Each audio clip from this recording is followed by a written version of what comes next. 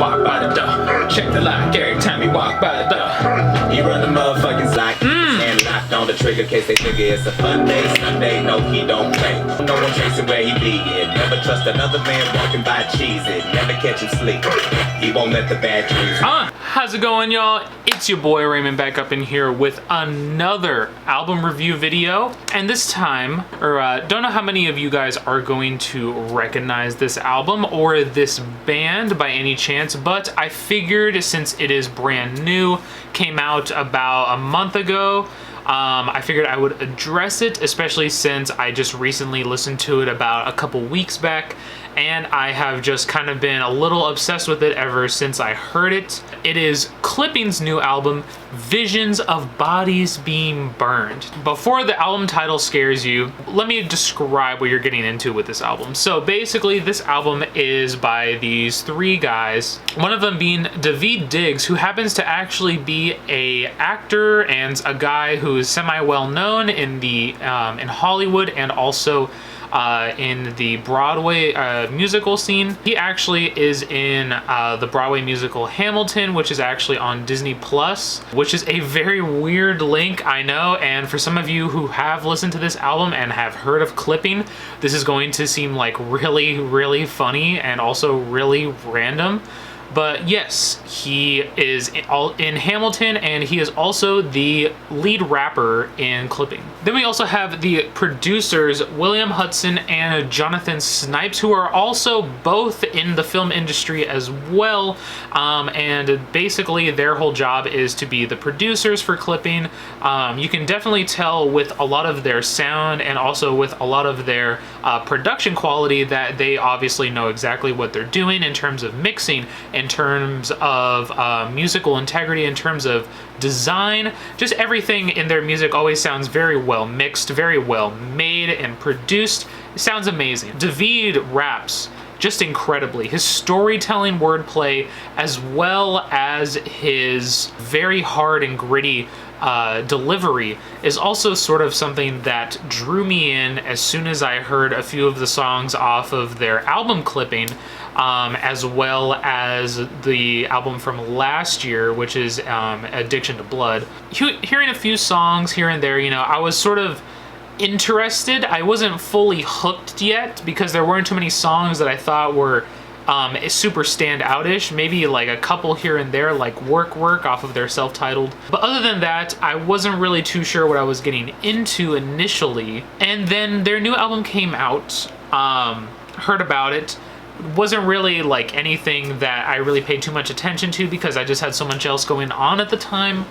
And then I was hanging out with a couple of my friends, and then one of them played 96 Nev Campbell off of the new album, and I was just immediately gravitated towards the sound of it. Very dark, very intense, and also a very just in-your-face sort of style of music that I found really interesting, and that's something that I usually tend to like. So now we get to today, and I have listened to the whole thing probably at least 4 or 5 times, and let me tell you, it is a trip.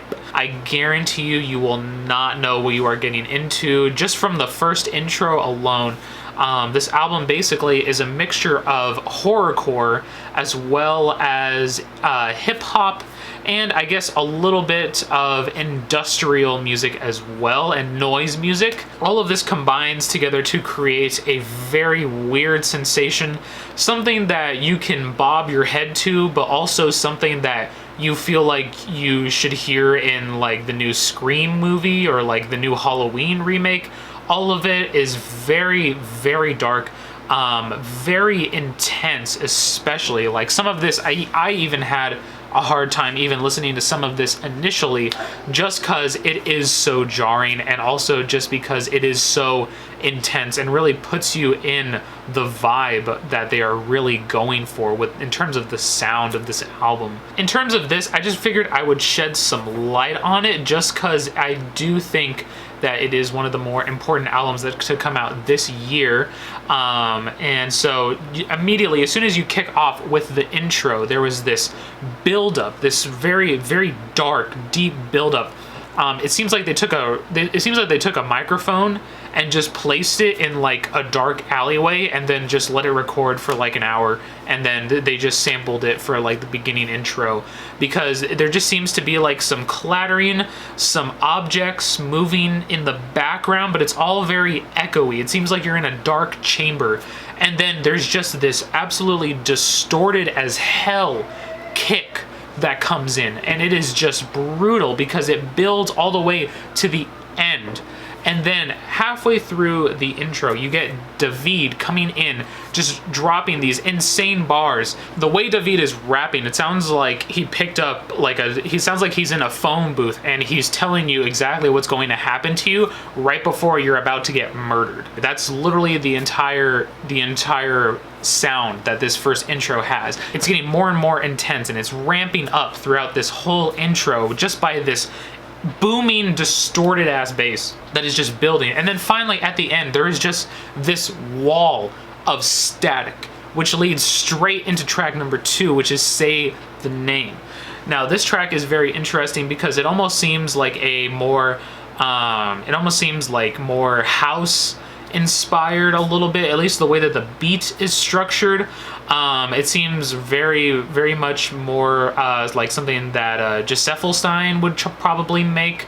I hope I pronounced that correctly. Maybe I did. I don't know. It definitely sounds like something his sort of style. So maybe there's some inspiration there as well.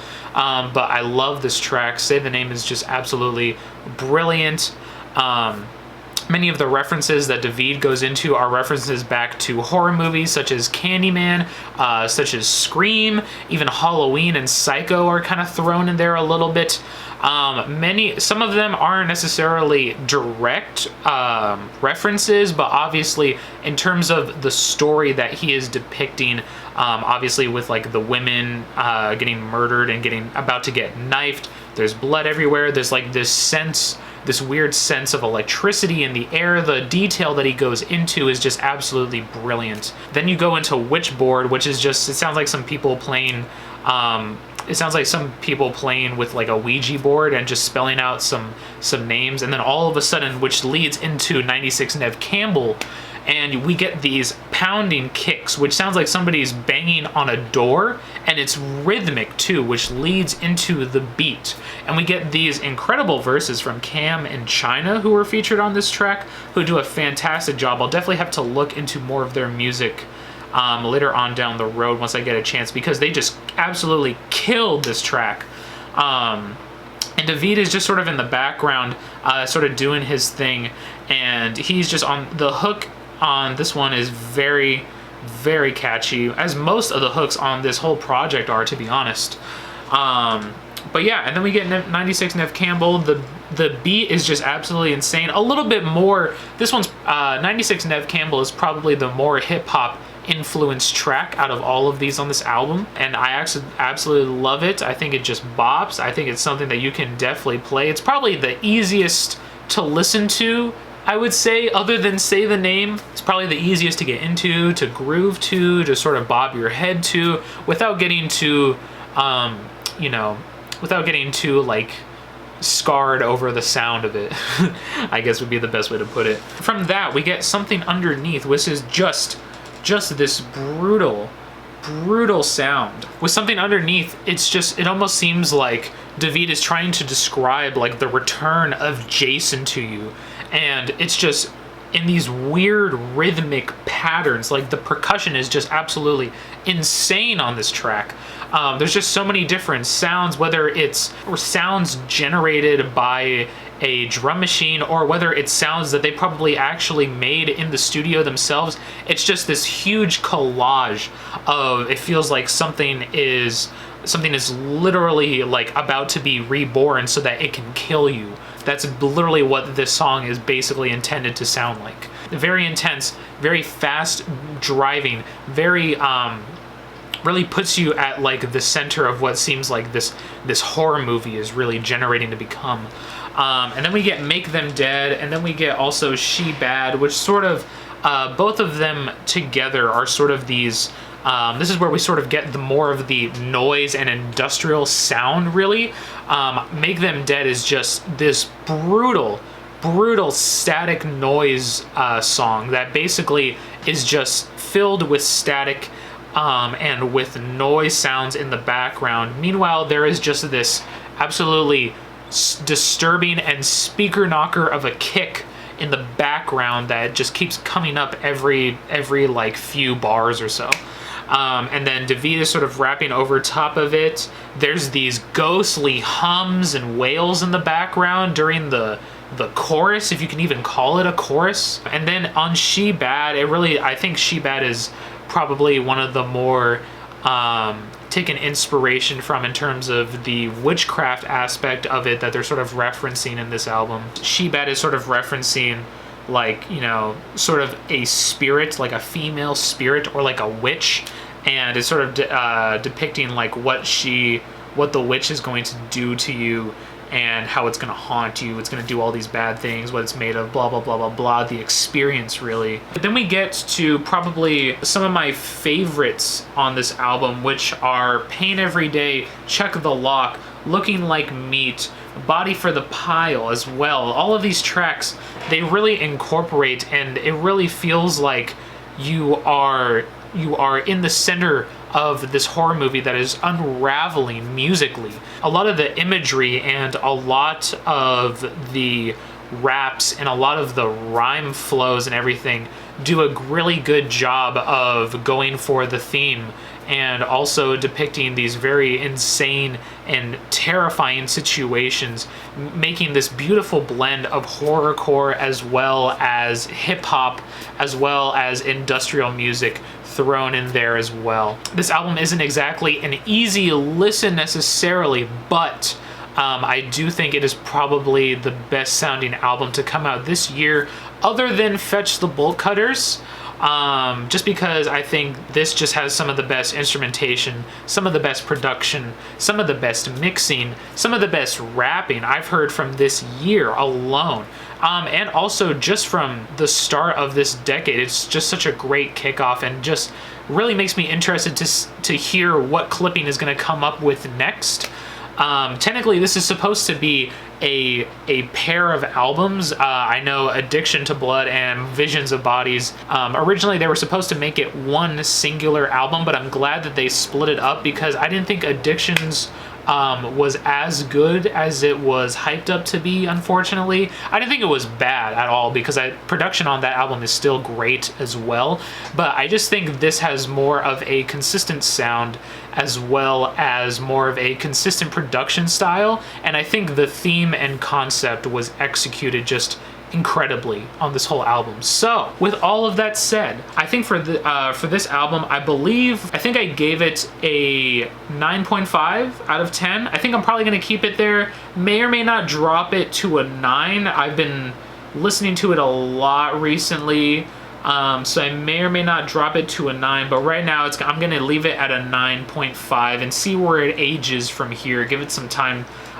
to really like stick with me more. Just from hearing it for like the first 2 weeks, I just absolutely love it and adore it, and will definitely be trying to get the vinyl and the CD for Christmas. So yeah, that was Visions of Bodies Being Burned by Clipping. Go ahead and check it out whenever you get the chance if you would like.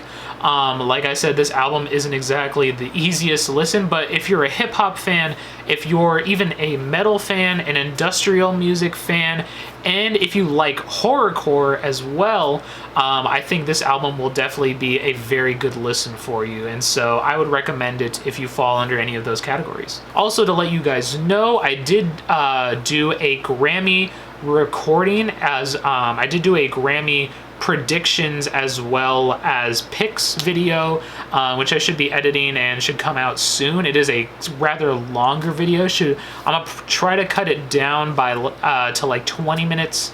That way it's not too long. That way you guys can check out my predictions as well as my picks for the Grammys, and also just my thoughts on maybe some snubs and maybe some people who I thought were more deserving of a Grammy, as just like Clipping, I think in my opinion, are deserving of one. But like I said, that's just my opinion. That video should be coming out later this week as soon as I get finished editing it.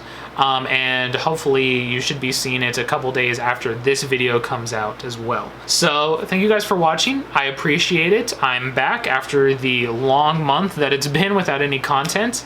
Had a lot going on, so yeah, I am back. Luckily, I'm gonna try to do more videos coming up this week as well as next week, since the semester is going to be ending in a few weeks. Thank you guys. I appreciate it. I appreciate all of the support. Stay tuned for more content to come, and I will see you all in the next video. This bitch boss. Call her out, her name wrong step. Step up, gut you then dip. This bitch boss. Come in talking that shit.